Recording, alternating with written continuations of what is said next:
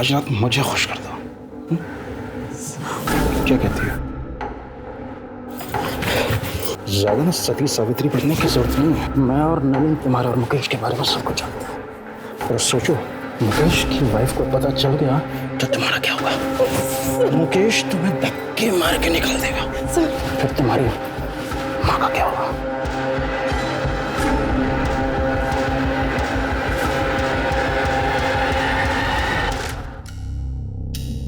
इतना आसान नहीं है कार्तिक। एक बार जुर्म साबित हो जाए तो सजा होना पक्का है। पर पापा अगर वो खुद ही मान ले कि उन्हें साइन को फौज किया है तो सजा कम तो हो सकती है ना। मुश्किल है।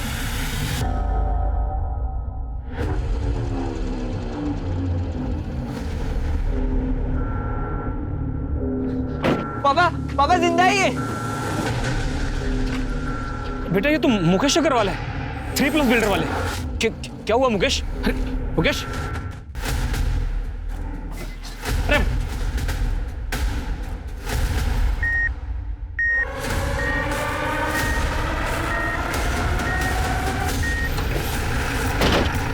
सर मैंने ही आपको फोन किया था। मुकेश जी को हॉस्पिटल लाते वक्त हमने उनका स्टेटमेंट रिकॉर्ड किया, पर इससे पहले कि उनका स्टेटमेंट पूरा होता वो बेहोश हो गए। कहाँ है वो रिकॉर्डिंग? और हमें इंस्पेक्टर साहब कैसे हो गया ये सब कुछ? वो ठीक तो है? आप शांत हो जाइए, जरा मेरे साथ आइए। ये मुकेश जी ने अपनी रिकॉर्डिंग में कहा है कि उनके पार्टनर सुरेश और नलिन उन्होंने उन पर हमला किया है। हो सकता है बिजनेस से रिलेटेड कोई प्रॉब्लम हो। आप बता सकती हैं उनका बिजनेस में कोई प्रॉब्लम चल रहा था क्या? इंस्पेक्टर साहब, इन्होंने अपने बिजनेस के बारे में कभी मुझसे कुछ डिस्कस ही नहीं किया, और सच कहूं तो मैंने भी कभी उनसे पूछा नहीं। लेकिन ये सुरेश और नलिन, इनके साथ तो इनकी अच्छी पट्टी थी। जहां तक मैं जानती हूँ कोई प्रॉब्लम नहीं थी। कैसे कर सकते हो सर? डॉक्टर साहब अब कैसे है वो? हम पूरी कोशिश कर रहे हैं। प्लीज सर, एक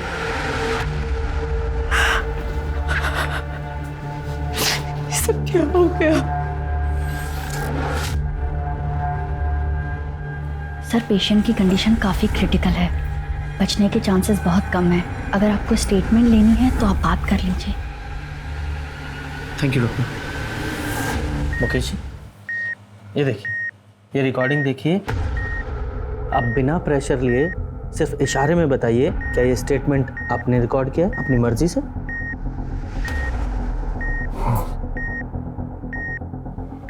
मतलब आपके पार्टनर्स सुरेश और नलिन, उन्होंने आप पर गोली चलाई? हाँ, मेरे पार्टनर ने गोली मारी और उन्हें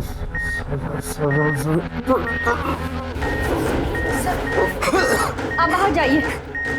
नर्स, बैग नीचे करो।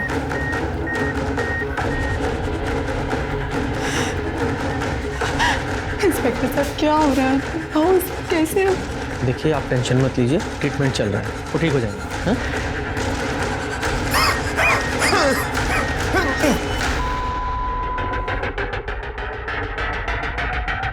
आई am sorry, he is no मी।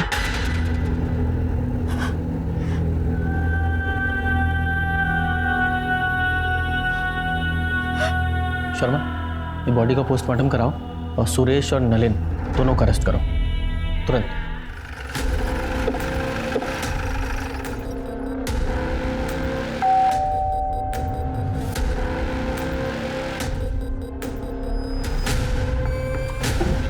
इतनी रात को कौन आया?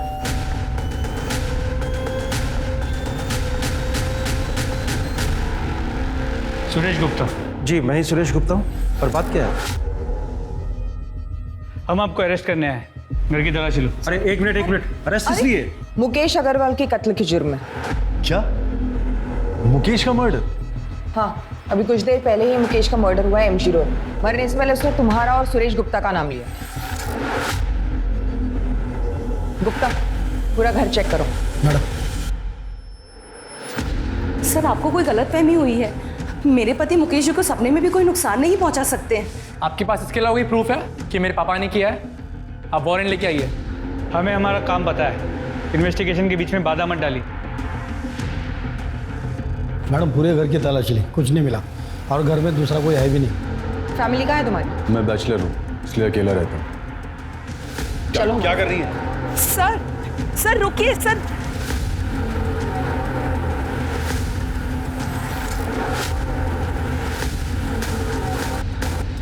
मुकेश का खून तूने किया ना? बोल। मैंने बताया ना, मैंने किसी का खून नहीं किया। आवाज कम कर, झूठ बोल रहा है तू। वीडियो देखा ना तूने? मरता हुआ आदमी झूठ बोलता है क्या? हाँ? लेकिन सर ये कैसे पॉसिबल है? कल रात को मैं अपने बीवी बच्चों के साथ बर्थडे पार्टी में था। मेरे कजन के बेटे की बर्थडे पार्टी थी रेस्टोरेंट में। हमारे अलावा वहां 30 लोग और भी शामिल थे। आप चाहे तो उन सबसे पूछ सकते हैं। मैंने कहा ना मैं वहां नहीं था। आवाज नीची करके बात कर। अरे मैडम, मैं कल शाम 8 बजे से सुपर स्पेशलिटी हॉस्पिटल में था। मेरे पापा को हार्ट अटैक हुआ है। मैं रात में 1 बजे निकला हूं वहां से और सीधा अपने घर आया हूं। मैंने अपने क्रेडिट कार्ड से हॉस्पिटल की पेमेंट की है, आप चाहें तो चेक कर सकते हैं। मुकेश ने कहा था कि कंपनी का 10 लाख रुपया तूने हड़पा है, उसका क्या? पैसे हड़पने का तो सवाल ही नहीं होता सर। पैसे मैंने नहीं बल्कि मुकेश ने लिए थे, वो भी पूरे 10 लाख रुपए, अपने दूसरे बिजनेस को बचाने के लिए। उसने कहा था कि वो 6 महीने में सारे पैसे लौटा देगा। इनफैक्ट उसने पोस्ट डेटेड चेक भी दिए थे और ये सारे पॉइंट उसने स्टैम्प पेपर में मेंशन किए थे। और तूने ऐसा क्या किया था मुकेश के साथ जो इससे भी बुरा था? सर मैंने कुछ नहीं किया है, इस बात की मैं कसम खा सकता हूँ। हम तीनों पिछले 15 साल से पार्टनर्स हैं और हमारे बीच में कभी झगड़ा तक नहीं हुआ है। इनफैक्ट हम तीनों तो हर सुख दुख में एक दूसरे के साथ कंधे से कंधा मिलाकर खड़े रहे हैं। बिल्डर हम पे दबाव बना रहे हैं कि ये कंपनी हम उन्हें सेल कर दें, तो तुम लोग अपने अपने शेयर निकाल लो। मुकेश हम पार्टनर्स हैं, हम इकट्ठा मिलकर फाइट करेंगे। हाँ मुकेश, हमें कोई नहीं तोड़ सकता। जब तुम लोगों में इतना ही भाईचारा था तो मुकेश ने तुम दोनों पे इल्जाम क्यों लगाया? सर वो मुझे नहीं पता, हो सकता है कि किसी के दबाव में आकर उसने ये बात कही हो। किसके दबाव में? वो मुझे नहीं पता सर, लेकिन सबसे बड़ा प्रूफ ये है कि उस दिन हम दोनों एमजी रोड पर थे ही नहीं।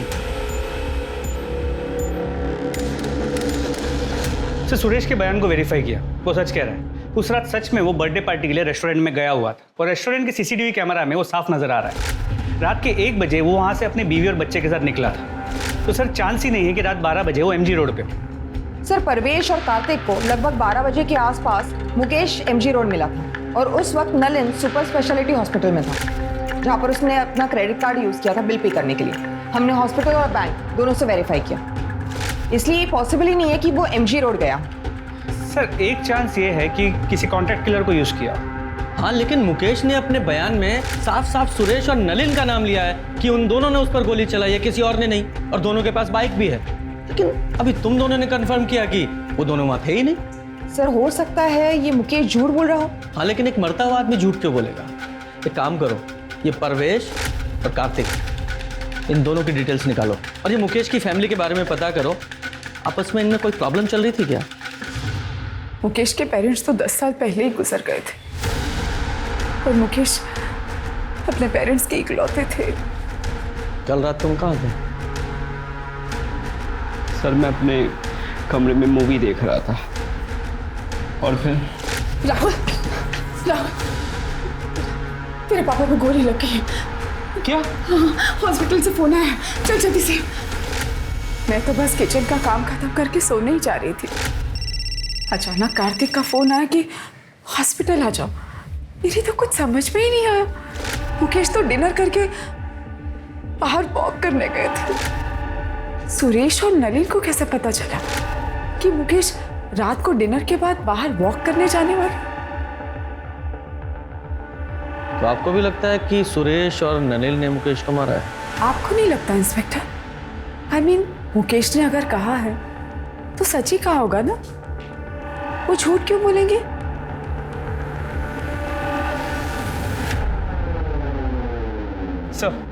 सर पोस्टमार्टम रिपोर्ट के हिसाब से मुकेश की मौत एक्सेसिव ब्लीडिंग की वजह से हुई है। सर करीब 10 फीट की दूरी से मुकेश के कंधे पे गोली चलाई गई और गोली की ट्रेजेक्टरी नीचे से ऊपर की तरफ है। सर हमने सुरेश और नलिन की स्टोरी वेरीफाई की और दोनों की कॉल रिकॉर्ड्स भी चेक किए। कॉल रिकॉर्ड्स में किसी हिस्ट्री शीटर या कॉन्ट्रैक्ट किलर का कनेक्शन नहीं निकला। सर शूटिंग का कोई आई विटनेस भी नहीं है और ना ही कोई सीसीटीवी कैमरा उस एरिया में है। रुको, आप ऐसे अंदर नहीं जा सकते। देखिए मैं 2 मिनट ही बात करना चाहती हूँ, प्लीज। इंस्पेक्टर साहब, मुझे पहचाना ना आपने? मुकेश की वाइफ। हाँ हाँ बोलिए।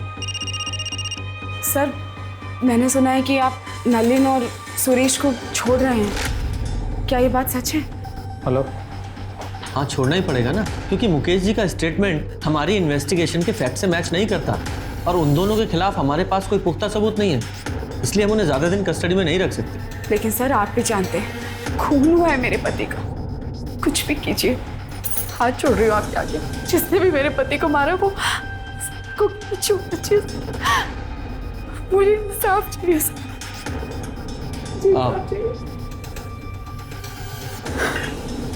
आप बिल्कुल चिंता मत कीजिए, जैसे ही कोई प्रोग्रेस होगी हम आपको इन्फॉर्म करेंगे। Thank you. सर इस परवेश के बारे में एक इंपॉर्टेंट इन्फॉर्मेशन मिली। ये परवेश ट्रिनिटी बिल्डर्स का मेन लॉयर हुआ करता था 1 साल पहले तक, लेकिन किसी बात को लेकर मुकेश ने उसे कंपनी से निकाल दिया। पर ये बात इस परवेश ने हमसे क्यों छुपाई कि वो मुकेश अग्रवाल को जानता था? सर आप जो कह रहे हो बिल्कुल ठीक है, पर पता नहीं उस दिन मेरे दिमाग से कैसे निकल गया कि मैं आपको बताता कि मैं मुकेश जी को जानता था। अरे ऐसे कैसे दिमाग से निकल गया? आप खुद एक लॉयर है ना, आपको कम से कम हमसे नहीं छुपाना चाहिए था, हमसे तो सच्चाई बताते हैं। जी बिल्कुल सही, पर मैं ये भी समझ सकता हूँ कि आपको इसकी वजह से मुझ पर शक भी होगा, पर आपका ये शक बेबुनियाद है।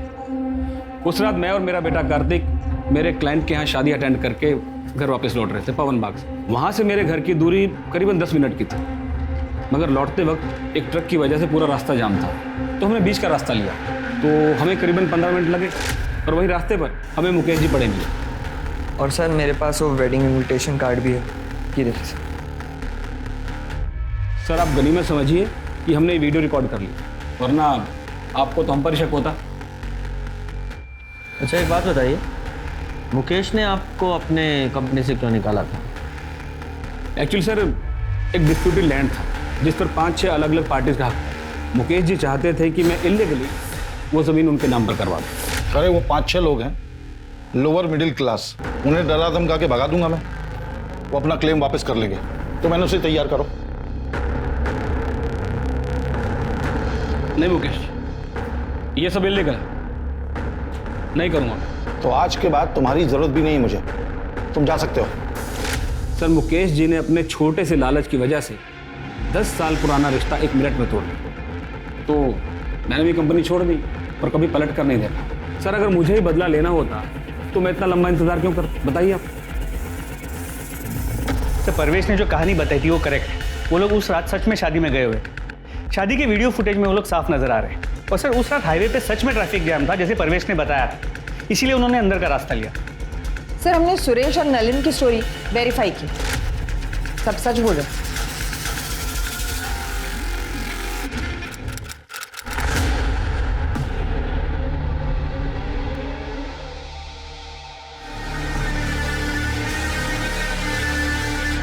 Hello police station. Pooja check करो सर। ये 2 बुलेट शेल हैं, इन्हें एविडेंस बैग में डालो। सर एंट्री होल से लगता है कि क्लोज रेंज से 2 बुलेट चलाई गई, और सर शायद इस लड़की की कल या आज मौत हुई है। सर कपड़े देख के लगता है इसके साथ कोई का साइन तो नहीं है, और सर लड़की के पास से ऐसा कुछ नहीं मिला है जिससे इसकी शिनाख्त हो सके। बंगला किसका है? सर ये तो नहीं पता चल पाया है कि जगह काफ़ी सुनसान है। यहाँ से सबसे नज़दीक जो घर है वो भी 500 मीटर दूर है, और वो भी बंद। आसपास की बस्ती में जरा पता करो ये बंगला किसका है। सर ये मोबाइल मिला है, दीवार के पास पड़ा था। हो सकता है ये मोबाइल इस लड़की का हो। इस मोबाइल को लैब में भेजो और अनलॉक कराओ। बॉडी को पोस्टमार्टम के लिए भेजो। सर जिस लड़की की बॉडी हमें मिली थी उसका नाम साक्षी व्यास, और ये फ़ोन जो उस बंगले में मिला था अनलॉक हो गया, ये फ़ोन उसी का है। सर कॉन्टैक्ट लिस्ट में नाम देखिए। 3+ builders office, Mukesh Agarwal sir, Suresh Gupta sir, Nalin Sukhane. Mukesh Agarwal murder case.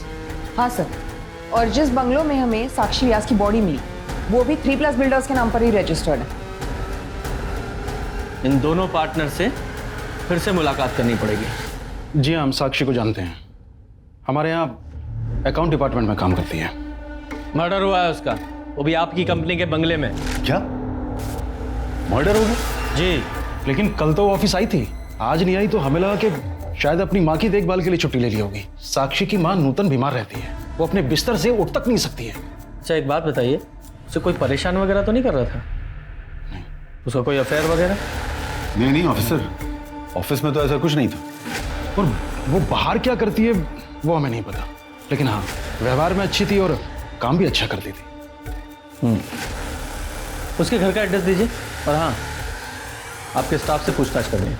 हाँ श्योर। साक्षी ने अपने पर्सनल लाइफ के बारे में कभी आपसे कोई बात की है? नहीं सर, वो अपने आप में रहती थी, कभी किसी से ज़्यादा घुलती मिलती नहीं थी। साक्षी के बारे में हम ज़्यादा कुछ नहीं जानते सर।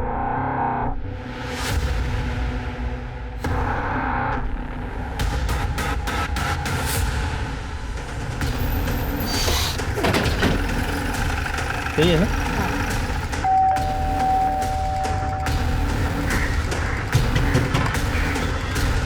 क्या हुआ सर? वो हमें साक्षी की माँ से मिलना है। नूतन जी तो बिस्तर पे है और उनकी बेटी साक्षी ऑफिस में होगी। क्या बात है इंस्पेक्टर? साक्षी का मर्डर हुआ। क्या? हे भगवान, नूतन जी का क्या होगा? साक्षी तो कितनी प्यारी बेटी थी। मेरे पास इमरजेंसी चाबी उन लोगों ने देके रखी है, मैं अभी लेके आती हूँ।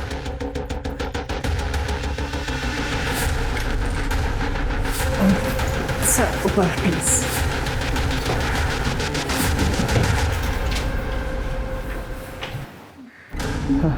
गुप्ता, डॉक्टर को फोन करो। सर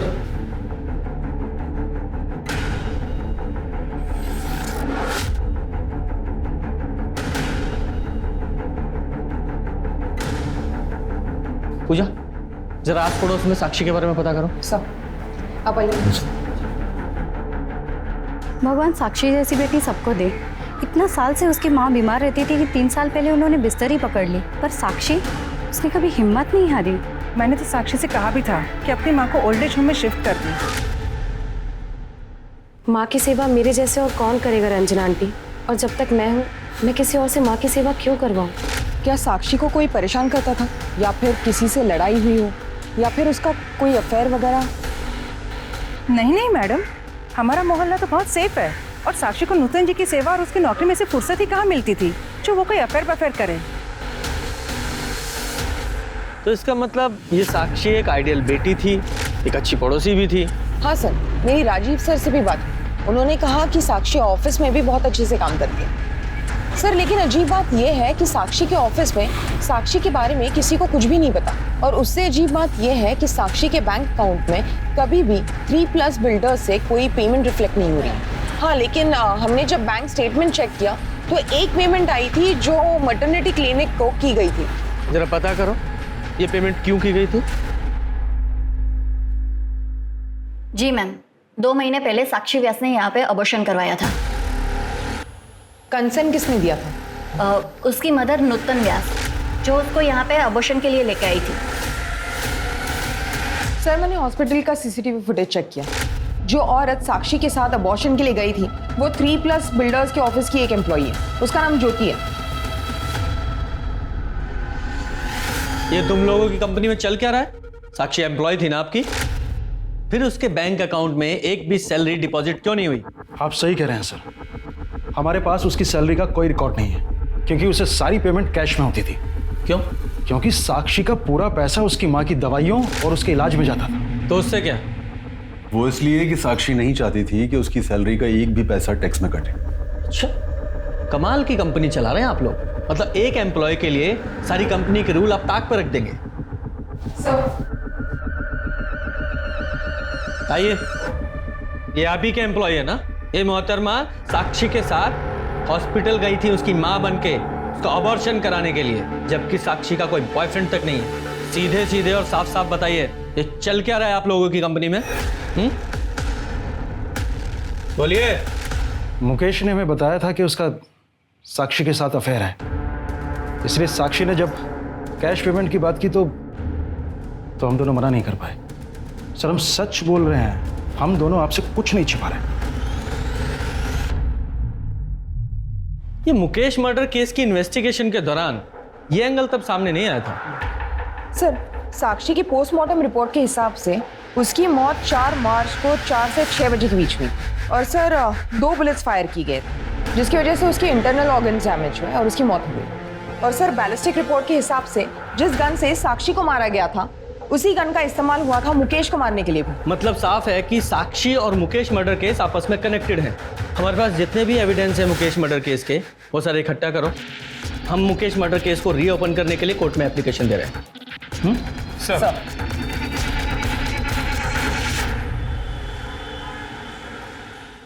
सर कोर्ट ने मुकेश अग्रवाल मर्डर केस को रीओपन करने की मंजूरी दे दी है।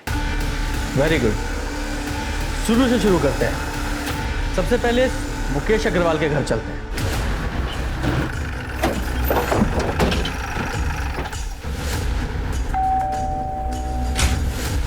अलका अग्रवाल से मिलना?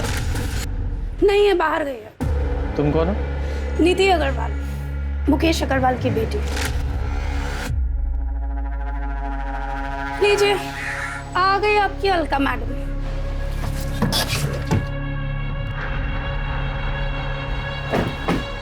आइए, आप ही का इंतजार था। देखिए ना आपसे मिलने कौन आया। नीति, अपने कमरे में जाओ। इंस्पेक्टर साहब, नीति के बिहेवियर के लिए मैं आपसे माफ़ी चाहती हूँ। नीति मुकेश और मुकेश की पहली पत्नी प्रेरणा की बेटी है। मुकेश ने प्रेरणा को 6 साल पहले डिवोर्स देके मुझसे शादी कर ली थी, इसीलिए नीति थोड़ा चिढ़ती है मेरे से। तो फिर ये राहुल तो 22 साल का है। दरअसल मुकेश और मेरे रिलेशन के बारे में हमने प्रेरणा को कभी कुछ नहीं बताया था, लेकिन 6 साल पहले प्रेरणा को हमारे रिलेशनशिप के बारे में पता चल गया और प्रेरणा ने मुकेश से डिवोर्स ले लिया। उसके बाद डिवोर्स देकर वो नीति को भी यतीम बनाकर जाने कहाँ चली गई। और नीति उस वक्त वो सिर्फ 20 साल की थी और उसे ये लगता था कि उसके पेरेंट्स के डिवोर्स का सबसे बड़ा कारण मैं ही हूँ। मुकेश की पहली पत्नी प्रेरणा वो कहाँ है? उसके बारे में मुझे कुछ नहीं पता। हाँ, इतना कह सकती हूँ कि जब तक मुकेश जिंदा थे वो हर महीने प्रेरणा को कुछ पैसे भेजा करते थे। मुकेश का अफेयर तो उसकी कंपनी के अकाउंटेंट साक्षी के साथ भी था, उसका भी ख्याल रखते थे वो। साक्षी? कौन साक्षी? माफ कीजिए, मैंने तो ये नाम कभी सुना ही नहीं है। मैं नहीं जानती इस लड़की को कौन है ये। झूठ क्यों बोल रही है? सबको पता है कि मेरा बाप कितना घटिया और कितना गिरा हुआ इंसान। निधि, तू चुप कर। सर, मेरे बाप ने पहले इस कमीनी के लिए मेरी माँ को छोड़ा और फिर तीसरा अफेयर चलाया साक्षी के साथ, और जैसे ही इसको पता चला इसने। खबरदार जो मुझसे झूठ खाता, सब समझ में आ रहा है मुझे। कौन है ये साक्षी? उसी की वजह से आजकल संडे को भी आपको ऑफिस में काम आ जाता है। ऑफिस में वर्कलोड है तो काम करूंगा ना। झूठ मत बोलिए मुझसे। यही एक्सक्यूजेस तुम प्रेरणा को दिया करते थे मेरे लिए। आज वही झूठ आप साक्षी के लिए मुझे बोल रहे हो। आप साक्षी, ऐसा कुछ भी नहीं हुआ था। तो जाने नशे में क्या क्या इमेजिन करती रहती है। और सच तो ये है कि ये तो हमेशा यही चाहती थी कि हम लोगों में हमेशा झगड़े होते रहे। झूठ बोलना बंद करो। सर, अगर आपको मेरी बात पे यकीन नहीं है ना, बस राहुल से पूछ लीजिए। नीति, क्यों मेरा घर बर्बाद करने पे तुली पड़ी है तू? घर बर्बाद मैंने किया या तूने हमारा घर बर्बाद किया?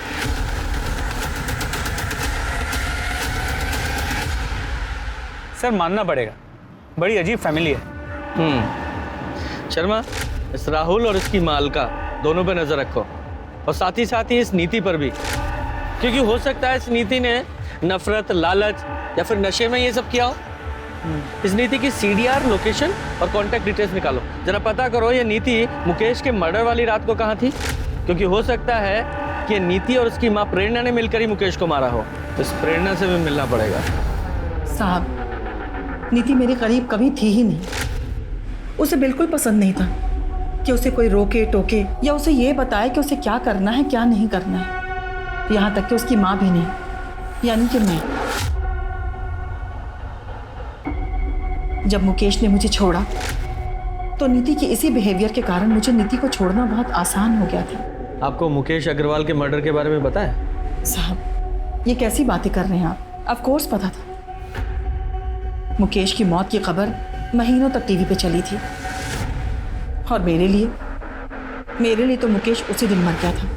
जिस दिन उसने अलका के लिए मुझे छोड़ा था। लेकिन साहब, मैंने मुकेश को एक ही शर्त पर डिवोर्स दिया था कि नीति की जिम्मेदारी अब उसकी जिम्मेदारी रहेगी। पर आज मैं एक बिजनेसमैन करण शर्मा की पत्नी हूँ। मैं अपने पास्ट को भूल चुकी हूँ साहब। मेरे पास्ट से मुझे कोई लेना देना नहीं है। सर, साक्षी को मारने का मोटिव अलका के बेटे राहुल के पास था, लेकिन साक्षी और राहुल के बीच में कांटेक्ट हुआ हो ऐसा कोई लीड हमें मिला नहीं। नीति के कांटेक्ट लिस्ट में ज़्यादातर नंबर्स ड्रग पेडलर्स के। हमें ऐसा लगा कि शायद नीति ने उनका इस्तेमाल किया होगा मुकेश को मारने के लिए, लेकिन ऐसा भी कोई सबूत नहीं मिला। और ये सुरेश और नलिन, इनका क्या? नहीं सर, साक्षी के मर्डर के वक्त इन दोनों की मोबाइल की लोकेशन बंगले के पास की नहीं थी। सर, कहीं ये केस मुकेश मर्डर केस की तरह ठंडा ना पड़ जाए। सर, बंगले के पास वाले घर में एक विधवा रहती है, नारायण। उसने पहले भी 1-2 बार साक्षी को उस बंगले में आते हुए देखा था उसके बॉयफ्रेंड के साथ। नारायणी का कहना है कि लड़के की और साक्षी की उम्र लगभग बराबर की होगी, लेकिन वो कह रही थी कि दोनों में बहुत झगड़े होते हैं और शायद 4 तारीख को जिस दिन साक्षी का मर्डर हुआ उस दिन भी उनकी लड़ाई हुई होगी। बेहतर होगा कि तुम ये जॉब छोड़ दो। और छोड़ दो क्या, तुम्हें ये जॉब छोड़ना ही पड़ेगा। मैं नहीं छोड़ूंगी, तुम्हें जो करना है तुम कर लो। तुम ये बिल्कुल अच्छा नहीं कर रही हो। आजकल के बच्चे कितने लड़ते हैं। कहीं ये लव एंगल तो नहीं है? नारायणी ने उस लड़के की शक्ल देखी? हाँ सर। स्केच बनवाओ सर। और शर्मा, तुम साक्षी के कॉल रिकॉर्ड चेक करो और उसमें पता करने की कोशिश करो ये साक्षी किसी लड़के के रेगुलर टच में थी क्या? Sir, excuse me. हेलो, ठीक है सर, नूतन व्यास को होश आ गया है, मुझसे बात कर सकते हैं। Very good.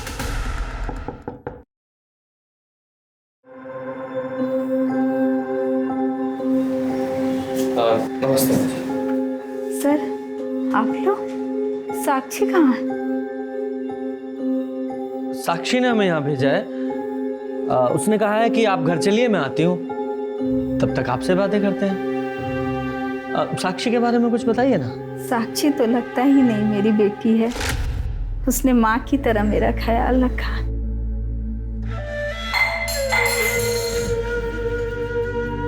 माँ, आप क्यों परेशान हो रहे हो?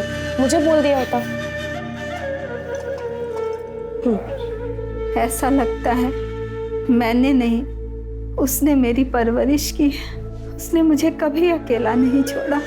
उसके रहते मुझे अपने स्वर्गवासी पति की कभी याद नहीं आई।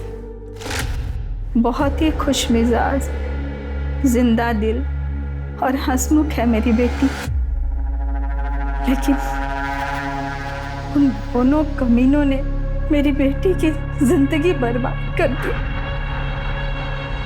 किन्होंने? उसके मालिक मुकेश और सुरेश ने मेरी फूल सी बच्ची के साथ जो किया, भगवान करे मेरी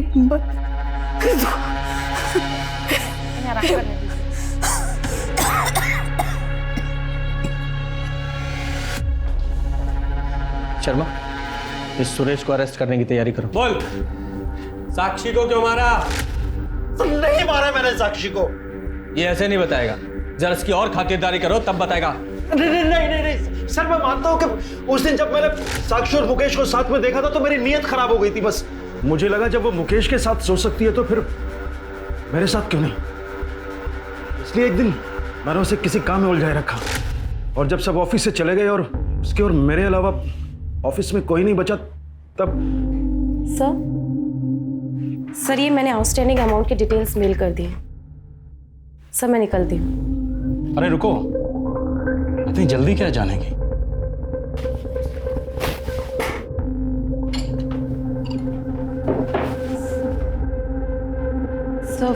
सर मैं ड्रिंक नहीं करती।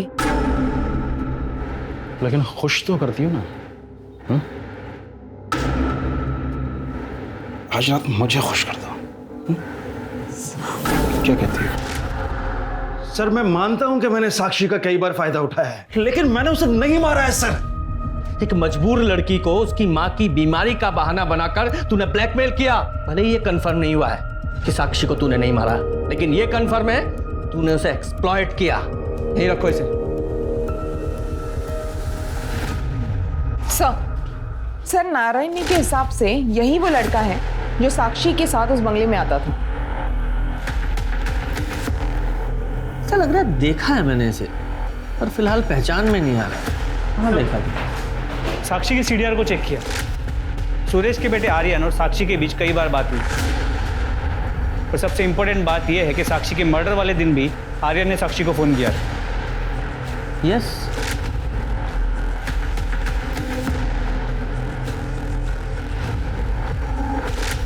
ये आर्यन है। शर्मा, ये देखो इसका हेयर स्टाइल। आर्यन ही वो लड़का है जो साक्षी से मिलने वो कंपनी के बंगले में जाता था।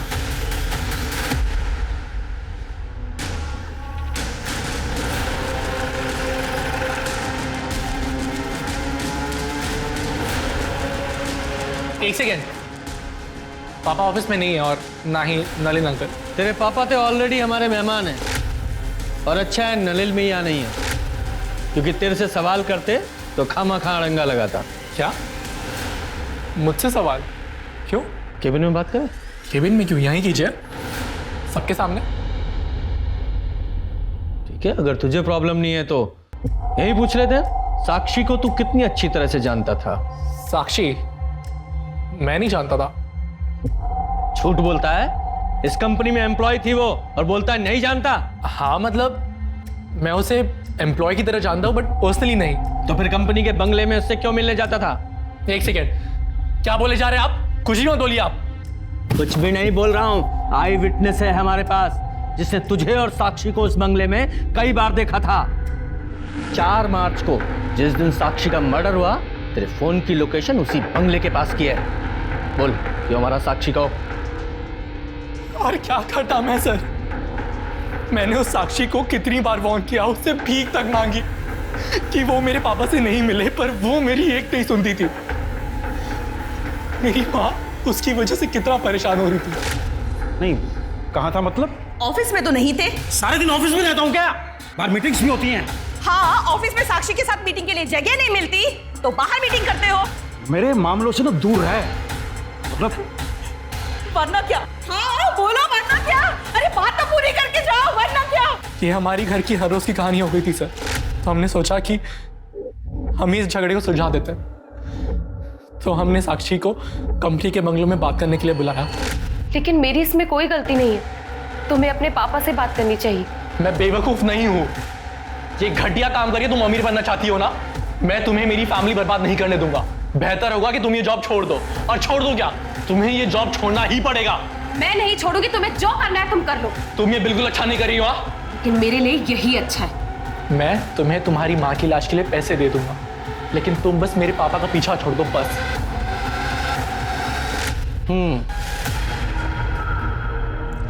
तो उस बंगले के पास में रहने वाली नारायणी को लगा कि तुम दोनों की लड़ाई दो प्यार करने वालों की नोकझोंक है, और तुम दोनों की आपस में लड़ाई हुई थी ना? साक्षी को मुझ पर विश्वास नहीं था। उसे लगता था कि मैं अपना प्रॉमिस नहीं निभाऊंगा, इसलिए उसने पापा से मिलना बंद नहीं किया। दिन पे दिन मेरे घर के हालात और खराब होते जा रहे थे। तो फाइनली मैंने गन का सहारा लिया। गन कहां से मिली? पापा की कार की सीट से। मुकेश अंकल की मौत के अगले दिन जब मैं हर रोज की तरह जॉगिंग पे जा रहा था, पापा बहुत गुस्सा होते अगर उन्हें मालूम पड़ता कि मैंने उनकी गन छुई है। इसलिए मैंने सोचा कि मैं उन्हें बताऊंगा ही नहीं। इसलिए पापा के डर से मैंने उस गन को सेफ जगह छुपा दिया। लेकिन सर स्ट्रेंजली पापा ने कभी उस बारे में जिक्र ही नहीं किया। कभी कभी तो मेरा मन करता था कि मैं पापा को ही मार दूं मैं, लेकिन पापा को मार के मेरी माँ को विधवा बना के सर मेरी प्रॉब्लम सॉल्व नहीं होती। तो मैंने फाइनली सोचा कि मैं एक आखिरी बार साक्षी को मिलता हूँ, और हम फाइनली 4 मार्च को 6 बजे मिले। मैं अंदर नहीं जाऊंगी। तुम्हें जो बोलना है यही बोलो, और मैं इस जगह दोबारा नहीं आऊंगी। ठीक है, तो इसे मेरी फाइनल वार्निंग समझ ले और मेरे बाप से मिलना छोड़ दे। तो तू अपने बाप से क्यों नहीं बोलता कि वो मेरा इस्तेमाल करना छोड़ दे? मैं नहीं बोल सकती क्योंकि वो मेरी जरूरतें पूरी करता है और मैं उसकी। चुप हो जा, झूठ बोल रही है तू। तूने फंसाया मेरे बाप को, पैसों की भूखी है तू। तो अपने बाप से जाकर पूछना, हो सकता है तेरी माँ को ऐसे ही फंसा के लेकर आया हो, और तेरी माँ ने भी उसके साथ पैसों के लिए शादी की हो। सर मैं किसी गन के बारे में कुछ नहीं जानता हूं, मेरे पास कोई गन नहीं है। झूठ मत बोल, तेरे बेटों को तेरी गन तेरी कार में से मिली थी और फॉरेंसिक से ये साबित हो चुका है कि वो वही गन थी जिससे मुकेश को मारा गया था। अब झूठ मत बोल और सच बता। मैं सच बोल रहा हूं सर, मुझे नहीं पता कि मेरी कार में गन कहां से आई। सर अगर आप मुझे मारना चाहते हैं तो मार दीजिए, लेकिन मैं सच कह रहा हूं, मुझे नहीं पता कि गन कहां से आई।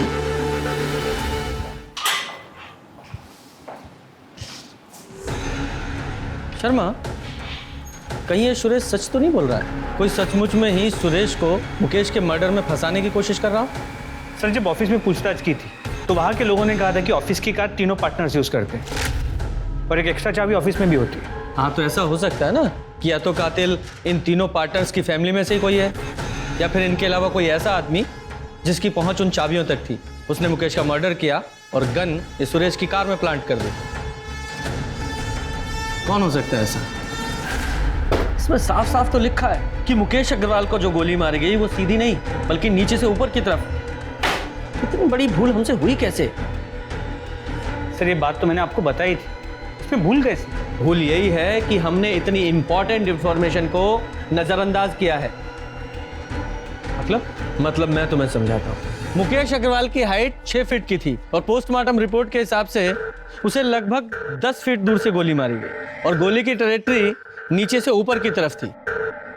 जनरली लोग जब शूट करते हैं तो वो चेस्ट पे निशाना लगाते हैं, लेकिन मुकेश को गोली शोल्डर पे लगी। इसका मतलब वो कोई प्रोफेशनल शूटर नहीं था जो सिर्फ 10 फीट की दूरी से सही निशाना नहीं लगा पाया। शर्मा, जरा शोल्डर को एम करो और शूट करो।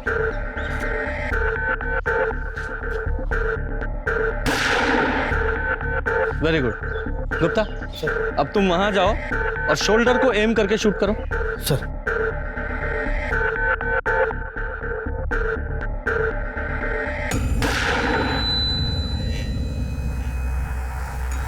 करेक्ट। शर्मा, जरा इधर आओ। ये देखो, ये वो टारगेट है जो तुम्हारी बुलेट से हिट हुआ। वो एकदम सीधी बॉडी के पार हुई है और गुप्ता ने जो शोल्डर पे गोली शूट की उसकी ट्रेजेक्टरी नीचे से ऊपर की तरफ। मतलब जिसने भी शूट किया है उसकी हाइट मुकेश की हाइट से काफी कम थी। गुप्ता, तुम्हारी हाइट कितनी है? सर मेरे हाइट 5'8". 5 foot 8 inch. शर्मा, हमारे सस्पेक्ट्स में से किसकी हाइट 5 फुट 8 इंच की है?